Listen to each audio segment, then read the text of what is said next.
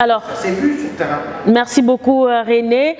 On poursuit cette émission de Cosmos Foot. Je rappelle, on reçoit pour vous Molfino Tchalmouna, DG promoteur des Kifumpa Event, ainsi que notre confrère qui est venu fraîchement de Kinshasa, des DRC Sport. On débat autour des interclubs de la CAF avec l'élimination du tout-puissant Mazembe Anglebert. Molfino, René, je veux qu'on en parle quand même, parce qu'il y a beaucoup de plaintes, beaucoup de questions autour de la VAR. Est-ce qu'elle est vraiment inappropriée en Afrique? Bon, je pense que l'Afrique n'était pas préparée pour ça. Mais déjà, j'ai appris qu'en République suédoise, on l'a refusé, on l'a interdit. J'ai suivi un article, mais je n'ai pas encore de précision par rapport à cette situation. Non, le football évolue. Je pense que la VAR, c'est comme un article qui vient s'ajouter sur les articles qui existent déjà dans le football, c'est clair. Bien avant que la VAR n'arrive, je pense que ça a été étudié. C'est pas une imposition, non, mais il y a eu des études par rapport à ça. Et puis après, les choses évoluent. Vous prenez le but du match Young African Mamelodi Sundowns. On vous dit il y a but lorsque le ballon traverse la ligne, entièrement la ligne. Mais ça c'est pas un problème de la VAR, c'est un problème du règlement. Ça existe, donc c'est le règlement qui vous dit donc. Même ça, alors qu'est-ce que la VAR vient?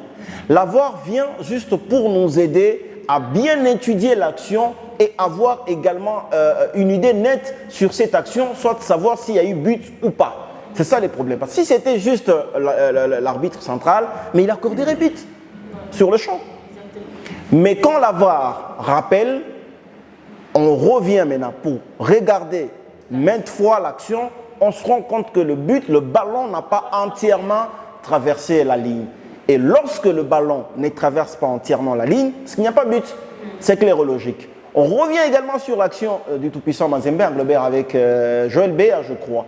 Il y a eu main ou pas? Mais oui, il y a eu main. Mais Molfino, sur cette action, pourquoi nous proposer seulement une seule langue? Pourquoi ne pas donner des exemples? Je vous donne un exemple, madame. Vous êtes dans un match de football, on fait une faute sur un joueur. L'arbitre laisse d'abord jouer. Et après, il revient quoi? Sur la faute. On revient sur la faute. Et ce n'est pas réglementaire, c'est réglementaire de revenir sur la faute. Même s'il y a eu quelques secondes passées, mais l'arbitre a l'obligation de revenir sur la faute. C'est justement ce qui s'est passé. À la seule différence qu'il y a eu but après. Et il y a eu d'abord une faute de la main. Ça c'est clair et logique. Même nos amis du tout-puissant Mazembe Anglebert, ils le savent. Et après cette faute-là, on se rend compte que l'action était en train de continuer. Et l'action finit dans le filet. Alors qu'il y avait d'abord une faute. Ici, on revient sur la faute. Et quand on revient sur la faute, la VAR maintenant montre l'action pour nous confirmer qu'il y avait bel et bien main. Et quand il y a main, c'est une faute. Alors René, est-ce que la VAR est inadaptée en Afrique? Non, je pense que avant qu'on invente la VAR, je pense qu'il y a eu trop de bévures, surtout en termes d'arbitrage. C'est-à-dire que c'est après goal line, et puis aujourd'hui c'est la VAR, c'est pour nous amener quand même à éviter les sentiments. Vous savez, nous sommes dans un continent où, comme le match de Al-Ali face à Mazembe, on revient vers la faute et Mazembe était vraiment triste de voir qu'il y avait une main et Mazembe pense qu'on a volé la victoire de Mazembe.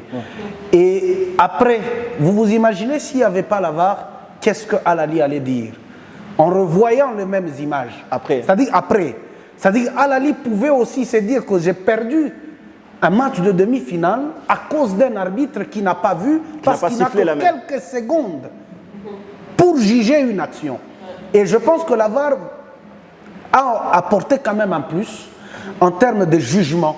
Parce que les hommes, quand ils sont là, tu peux faire un mouvement, tu rentres comme ça, il y a but.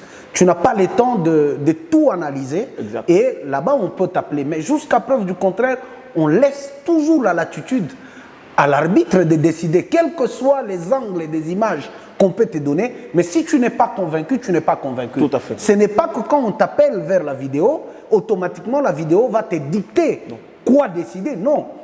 Donc on laisse toujours la latitude à l'arbitre de regarder et de prendre la dernière décision parce que la décision lui revient. Je pense que c'est quelque chose qu'il faut vraiment amener même en République démocratique du Congo. Vous savez, ici chez nous, on a plusieurs matchs.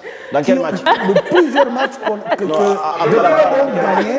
Dans quel match il faut amener la VAR? Amener la VAR dans quel match? Surtout les matchs que Vita joue ces derniers temps, c'est compliqué. C'est des arbitres, on ne sait pas s'ils jugent quoi. Mais donc il faut qu'on nous amène. Il y a les derbies mercredi déjà.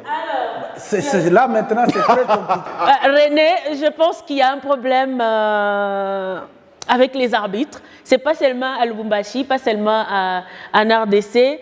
On sent qu'il y a vraiment un sérieux problème avec la commission des arbitres.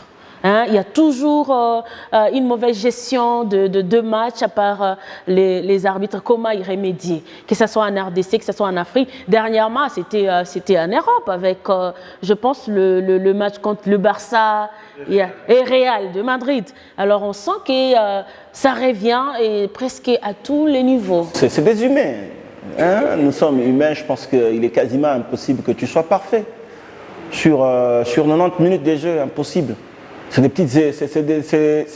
demander peut-être aux arbitres d'éviter ces émotions, ces sentiments, trop de sentiments dans un match de football. Et surtout dans le haut niveau, ça ne badine pas.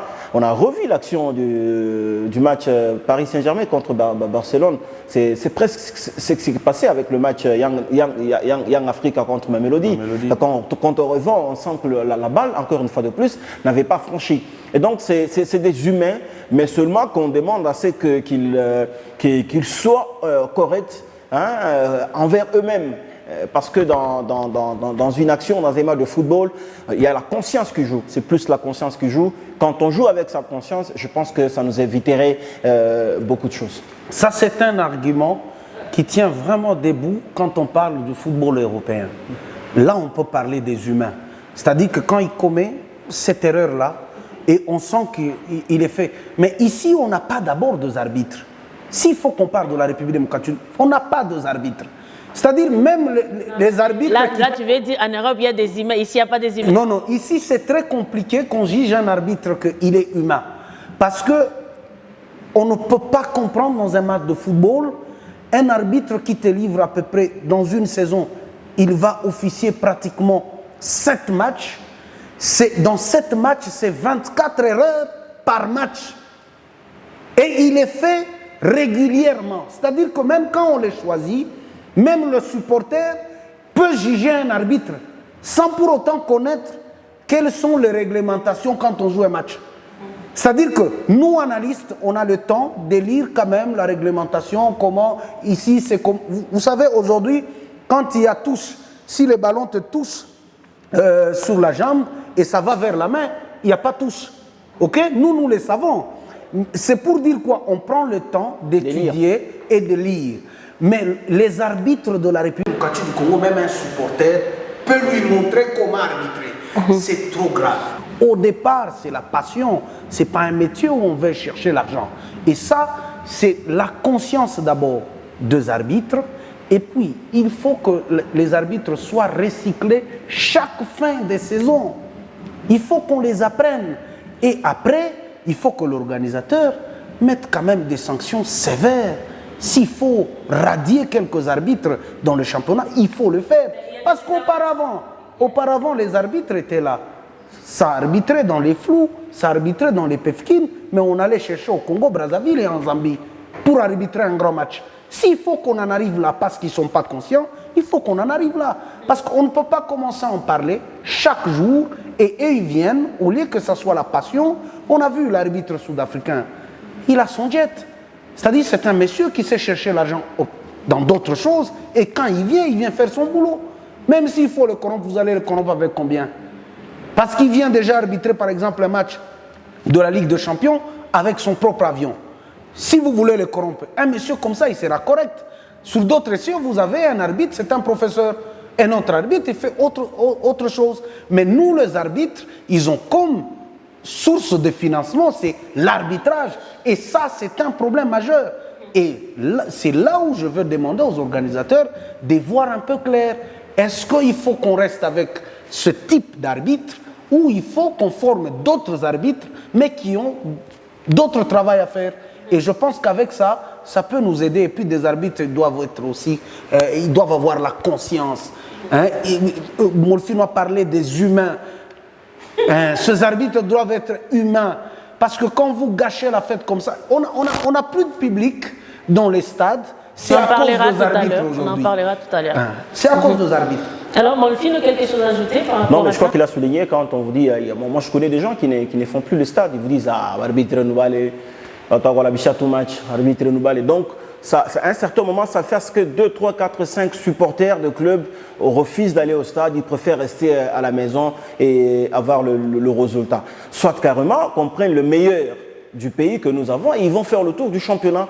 S'il faut qu'aujourd'hui Ndala vous fasse un match à Lubumbashi le mercredi, le Popo au Mazembe, et que les jeudis ou les vendredis il fasse Kinshasa pour faire un autre match. Ça demande aussi les moyens de faire. Ouais, mais je pense que faire déplacer une seule personne, ça va que de faire déplacer toute une délégation. Parce que lorsqu'on se dit avec un seul arbitre, un ou deux arbitres, on ne peut pas avoir ce genre de problème. Autant mieux le faire. Parce que je me dis, Ndala, il se dit, bon, écoutez, mais je vise quand même la Coupe du Monde. Je ne peux pas gâcher toute une carrière juste pour le bas de la Ligue nationale de football. Donc, il est seul face à la conscience.